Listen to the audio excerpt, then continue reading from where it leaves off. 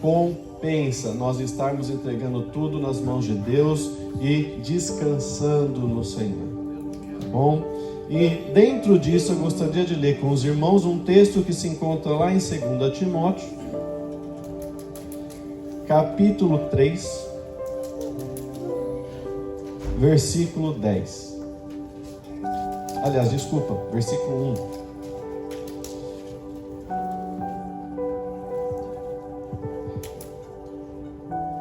E diz assim: saiba que nos últimos dias haverá tempos muito difíceis, porque as pessoas só amarão a si mesmas e ao dinheiro, serão arrogantes e orgulhosas, zombarão de Deus, desobedecerão a seus pais e serão ingratas e profanas, não terão afeição nem perdoarão, caluniarão outros e não terão autocontrole, serão cruéis e odiarão o que é bom, trairão os amigos, serão imprudentes e cheias de si, e amarão os prazeres em vez de amar a Deus.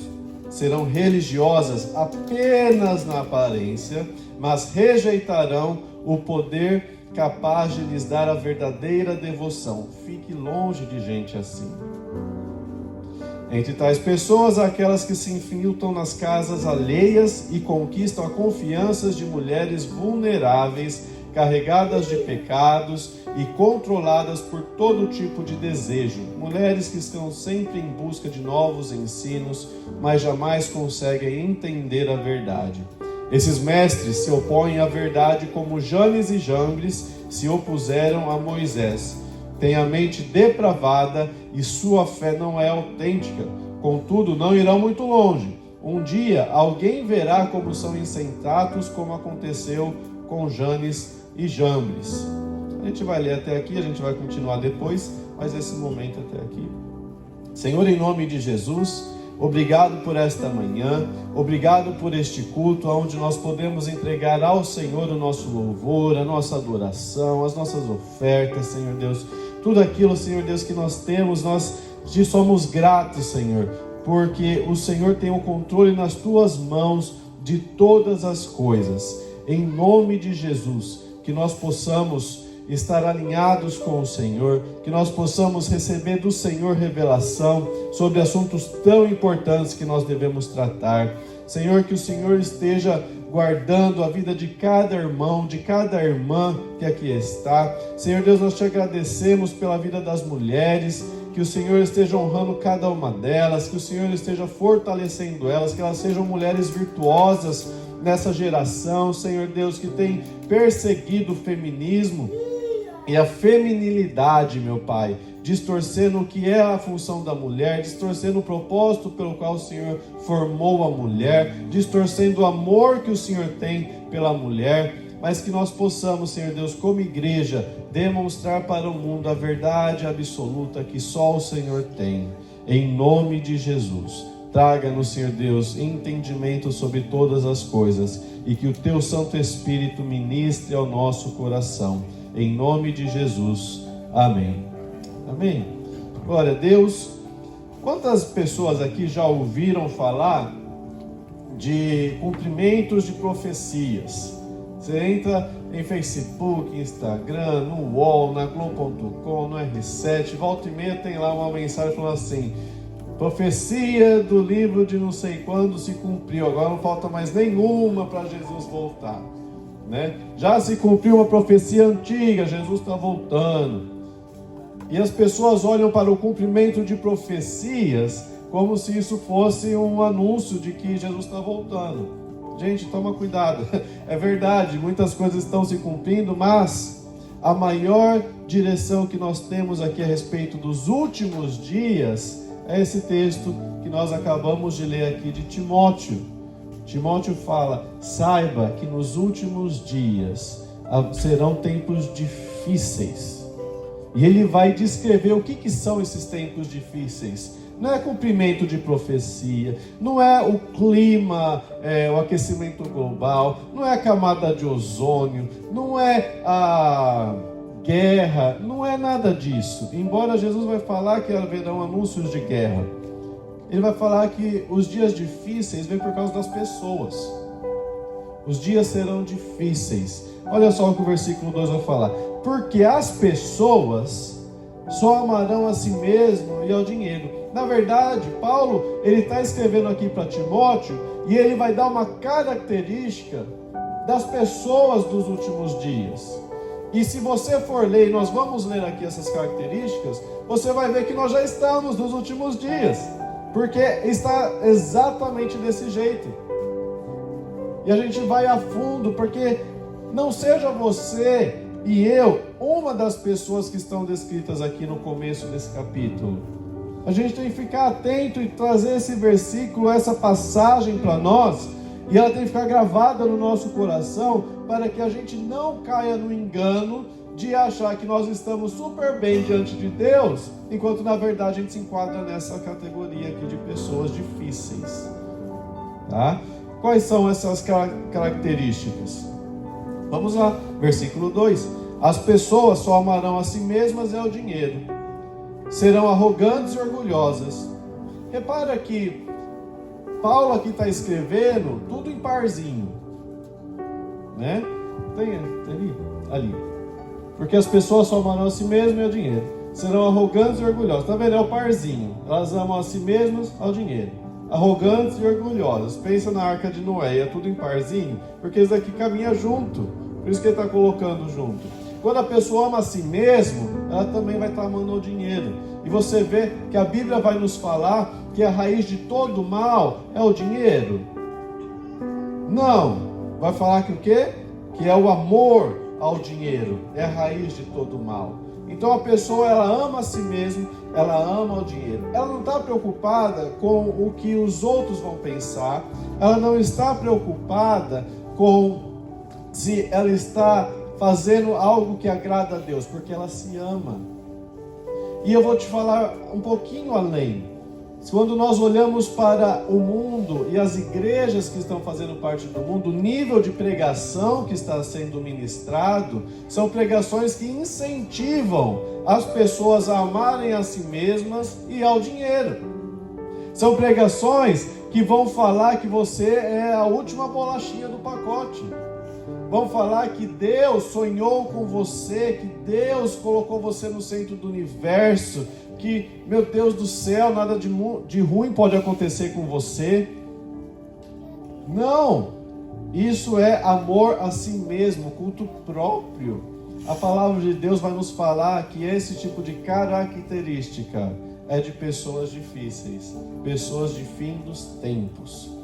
E infelizmente Satanás tem entrado dentro de igrejas para favorecer esse tipo de pensamento na vida do cristão. Aí ele vai adiante. Além de amante de si mesmo e do dinheiro, você vai ver arrogantes e orgulhosas. Uma pessoa que ela é arrogante, ela é automaticamente orgulhosa também. É uma pessoa que nunca está errado. É uma pessoa que sempre ela tem que ter a certeza final. Ela sempre tem que fazer as coisas acontecerem do jeito dela. Ela não aceita que alguém venha e fale: olha, eu acho que está errado. Não, isso é o oposto do que é o certo. E o certo é sempre o jeito dela. Isso é arrogante. Isso é orgulho. A pessoa que não aceita falar que ela está errado.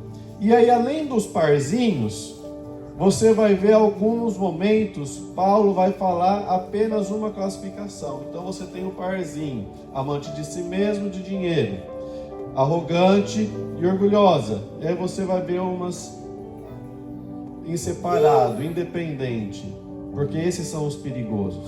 O resto é ruim, mas esses são os perigosos. Aí você vê um sozinho aí, zombadores de Deus, pessoas que zombam a Deus.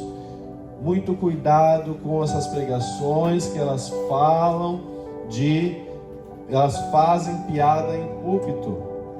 Deus é um Deus de humor, com certeza. Na verdade, o humor de Deus, eu gosto do humor de Deus. Quando você vai lá em Salmo, ele fala assim, que as nações, os líderes das nações se amontoam para planejar coisas contra o propósito de Deus. E sabe o que Deus faz? Deus ri.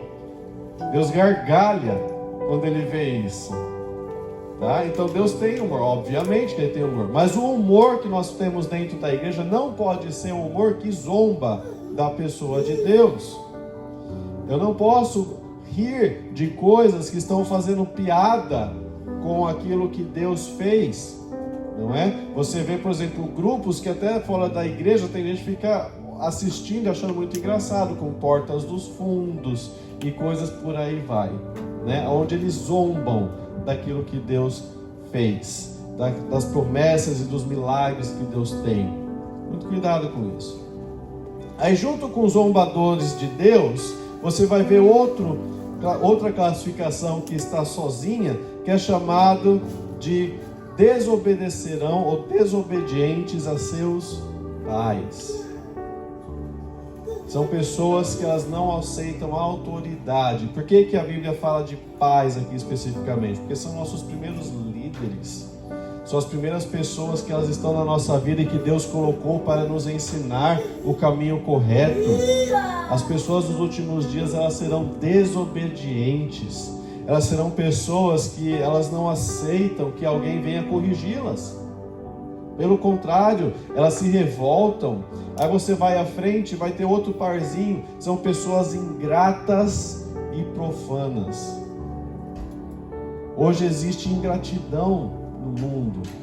Existem pessoas que elas são ingratas. A pessoa ingrata é a pessoa aonde ela recebe uma ajuda, ela recebe uma bênção, um favor imerecido, e ela não agradece. Pelo contrário, ela ainda fala mal de quem ajudou. Você conhece gente assim? Você já passou por isso, onde você ajudou alguém e hoje a pessoa nem olha na sua cara? Aonde a pessoa, às vezes, se for falar de você, vai falar contra você? Você fala, poxa, mas eu ajudei tanto essa pessoa, por que ela está falando isso? Só eu conheço gente assim? Infelizmente, né? Nós vemos. Só que toda pessoa ingrata, olha só o parzinho, ela também é uma pessoa profana. Profanar significa desonrar, tirar a honra. Pessoas ingratas são pessoas que tiram a honra dos outros. Elas têm prazer em desonrar.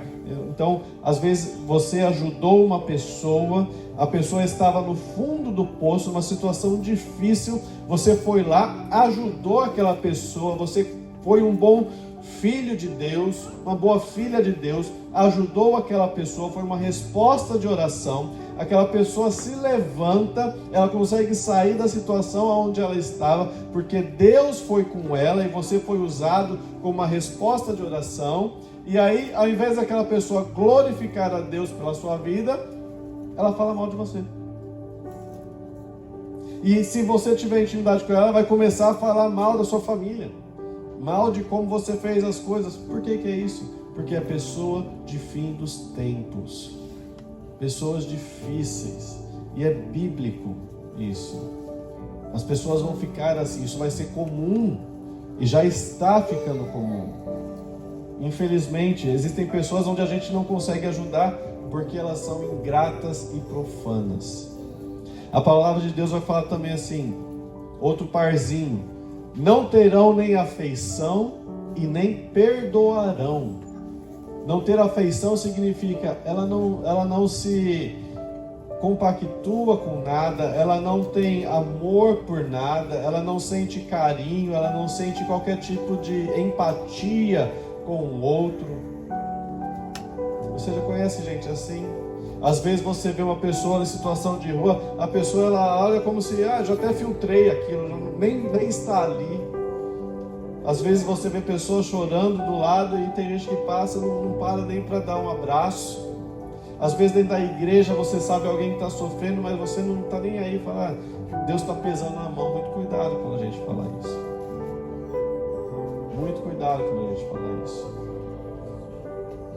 São pessoas sem afeição. E junto dessa falta de afeição, são pessoas que elas não perdoam. São pessoas que guardam rancor, que elas vão lembrar de coisas lá do passado, e elas não vão viver aquilo que Deus tem para elas. E a falta de perdão, ela é tão séria na Bíblia. A Bíblia fala que se nós não perdoarmos, nós não seremos perdoados. A Bíblia vai falar, inclusive dentro de um casal, se o casal não se perdoar, as orações nem vão ser ouvidas por Deus. Então é muito sério essa falta de afeição e a falta de perdão. Aí você vai adiante. Outro parzinho. Serão pessoas caluniadoras e sem autocontrole. Pessoa caluniadora é pessoa que inventa história. Pessoa que ela não tem todas as informações, então ela começa a encher os buracos de informação com informação que vem na cabeça dela. E aí ela começa a anunciar para todo mundo. Uma coisa é a gente imaginar, falar, talvez aconteceu isso por causa disso, por causa disso. Outra coisa é eu falar para os outros, como se fosse verdade que aconteceu isso por causa disso, por causa disso. Isso daí é calúnia. É inventar um falso testemunho que a Bíblia condena. Não é? Eu fiz questão de trazer aqui o diácono Dionísio e de explicar para a igreja, para evitar que alguém se levantasse contra a calúnia, contra o Filho de Deus. A gente tem que tomar este cuidado, gente. A gente tem que prestar atenção naquilo que nós falamos. Olha só, junto com o caluniador, uma pessoa caluniadora, ela também é uma pessoa sem autocontrole. Ela não consegue se segurar. É uma pessoa que ela tem prazer em inventar coisas. Você já conheceu gente assim?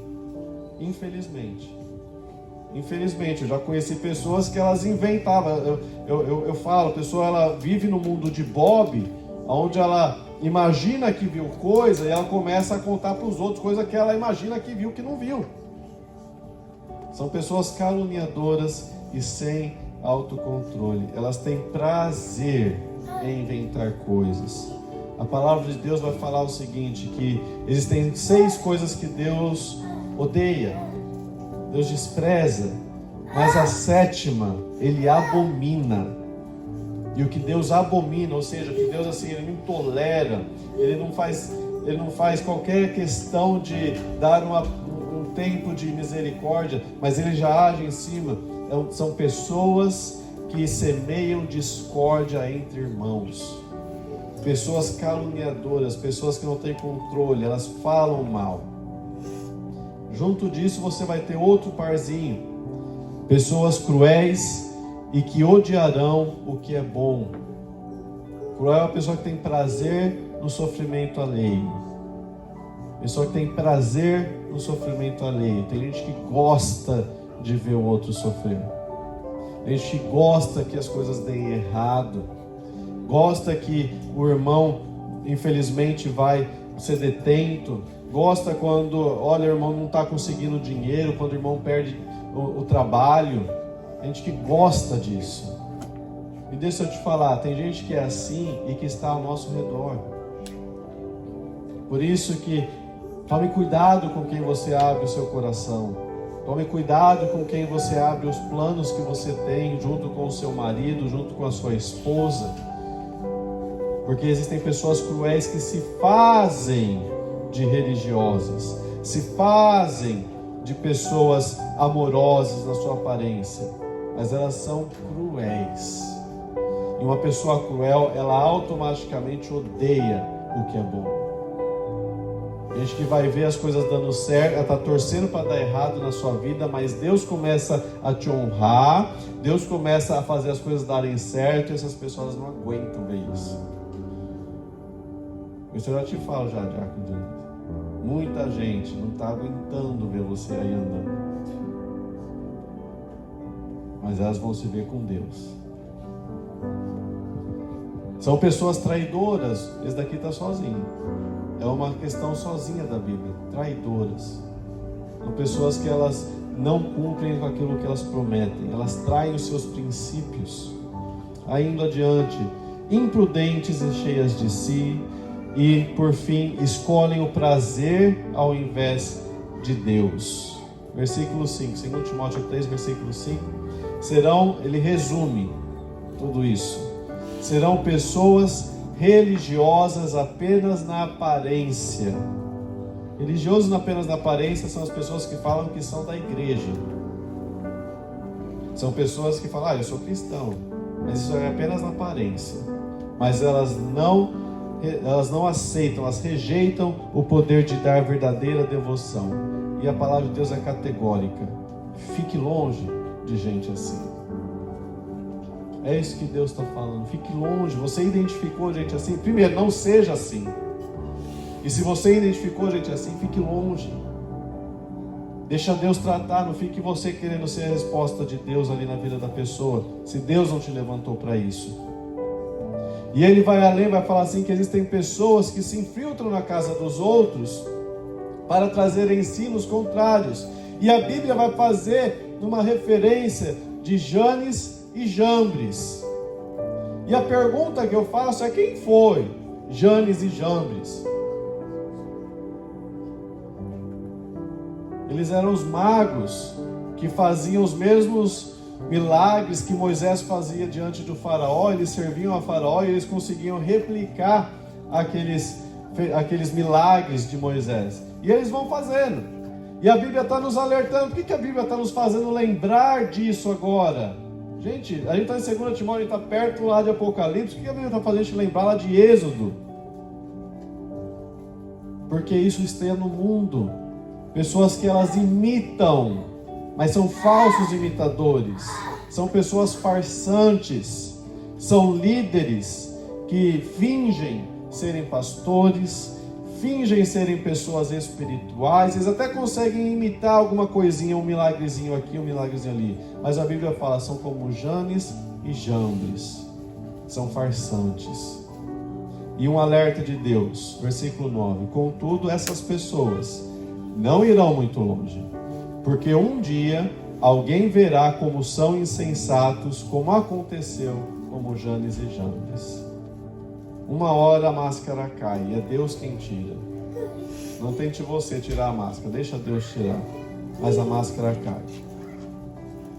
Mas essa pregação ela não é a respeito das coisas ruins. Não é a respeito das coisas ruins, porque eu creio que ninguém aqui é assim. Nós devemos sempre fazer uma autoanálise. Mas o que eu faço? Eu sei que a situação é difícil, eu sei que eu tenho que lidar com pessoas assim, mas o que Deus manda eu fazer? É o que a gente vai ver agora a partir do versículo 10. Deus vai também dar a direção. Como é que eu combato esse tipo de atitude? Como é que eu combato esse tipo de pessoa? Olha só, 2 Timóteo 3, versículo 10. Mas você sabe muito bem o que eu ensino, como vivo e qual é o meu propósito de vida. Conhece a minha fé, minha paciência, meu amor, minha perseverança. Sabe quanta perseguição e quanto sofrimento suportei e o que me aconteceu em Antioquia, Icônio e Listra. O Senhor, porém, me livrou de tudo isso. Sim, e todos que desejam ter uma vida de devoção em Cristo Jesus sofrerão perseguições. Mas os perversos e os impostores irão de mal a pior. Enganarão outros e eles próprios serão enganados. É isso que você está vendo aí acontecendo no mundo, com esses Janes e Jambres por aí. Agora versículo 14, olha só o que Deus fala para nós. Aqui é o apóstolo Paulo escrevendo a Timóteo, mas é uma direção direto do trono de Deus para mim e para a sua vida. Você deve permanecer fiel àquilo que foi ensinado. Permaneça fiel. Permaneça fiel. A palavra de Deus vai nos falar lá em Apocalipse que ao que vencer, Jesus vai entregar coroa. Então eu e você, nós devemos vencer para nós recebermos de Jesus uma coroa. Como é que a gente vence? Permanecendo fiel. Eu e você, nós assumimos um compromisso diante de Deus. Esse compromisso não pode ser apenas quando as coisas dão certo. Eles têm que ser quando as coisas estão difíceis também. Eu e você, nós devemos permanecer fiéis.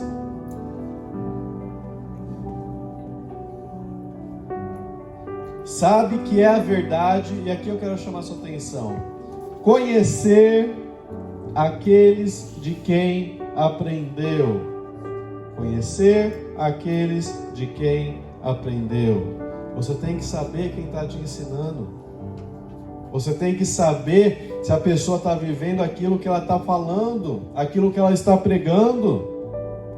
Assim você sabe se a mensagem que está sendo ensinada vale a pena.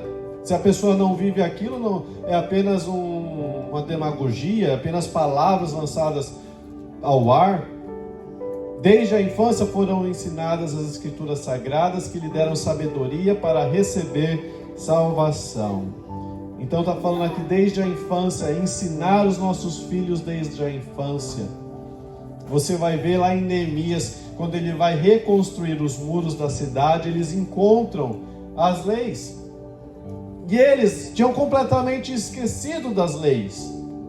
Eles tinham esquecido completamente de que Deus, ou como Deus queria que as coisas fossem feitas. Por que eles esqueceram? Porque não foi passado.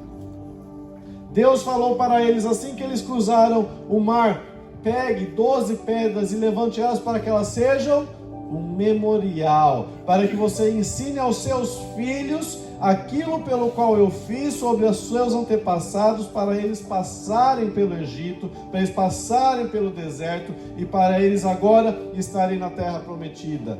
É ensinar, é passar. Vamos tomar cuidado de ensinar os nossos filhos o caminho que eles devem seguir, no caminho que eles devem andar. Vamos tomar cuidado para que os nossos filhos não venham se desviar. Por isso que a Bíblia está falando assim, não é só você, mas é a sua família também. Toda a Escritura é inspirada por Deus e ela é útil para nos ensinar o que é verdadeiro e nos fazer perceber o que não está em ordem em nossa vida. Ela nos corrige quando erramos e nos ensina a fazer o que é certo. Deus a usa para preparar e capacitar o povo para toda boa obra. Então o que eu preciso fazer? Eu preciso deixar eu ser corrigido pela palavra de Deus. É o oposto da arrogância que nós vimos ali em cima, que é arrogância e orgulho, né? Que é a duplinha que anda junto. Eu me deixar ser corrigido pela palavra de Deus, eu vou contra isso. A palavra de Deus está falando que algo é errado, é errado. A palavra de Deus está me falando que algo é certo, é certo. Não importa o que o mundo esteja fazendo, não importa o que o mundo esteja forçando sobre nós, se a Bíblia diz que uma coisa é uma coisa, é uma coisa. Não adianta. Nós celebramos ontem o Dia Internacional das Mulheres. Eu peço que você vai ver o porquê é no dia 8 de março essa celebração. Vai depois pesquisar. E infelizmente hoje nós vemos uma agressão enorme sobre a vida das mulheres que o mundo está fazendo. E tem gente aplaudindo, tem mulher aplaudindo isso. Onde você está vendo homens se falando que são mulheres e indo agora competir em esportes femininos. Você vai ver homens agora querendo assumir a posição das mulheres e as pessoas aplaudindo isso. Isso é um atentado contra as mulheres. E a Bíblia é muito clara a esse respeito. Nós devemos perseverar, permanecer fiéis àquilo que Deus ensina e apontar onde está o erro. Deixar que a palavra nos corrija é o princípio da gente ter uma vida alinhada com Deus. E Deus vai falar o versículo 17 o seguinte: Deus usa a sua palavra para preparar e capacitar o seu povo para toda boa obra. Quem aqui já ouviu falar que o Espírito Santo te capacita? Amém? É verdade. Mas como que ele vai fazer isso? Através da palavra de Deus. É a palavra de Deus que vai estar dando substância para o Espírito Santo trabalhar na sua vida. Se você não acredita em mim, vamos ler 2 Coríntios capítulo 1, versículo 21 e 22.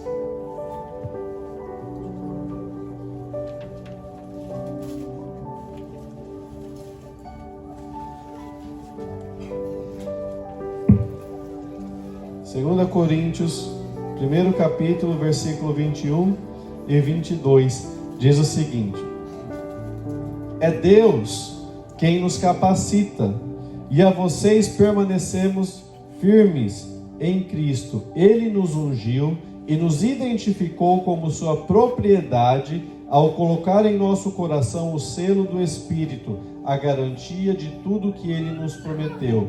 Aqui o texto de 2 Coríntios vai nos falar que Deus, Pai, é quem nos capacita quando nós permanecemos firmes em Cristo, e Ele nos ungiu com o Espírito Santo. E aqui em 2 Timóteo, Paulo escreveu as 2 cartas, ele está falando que Deus usa a sua palavra para nos capacitar.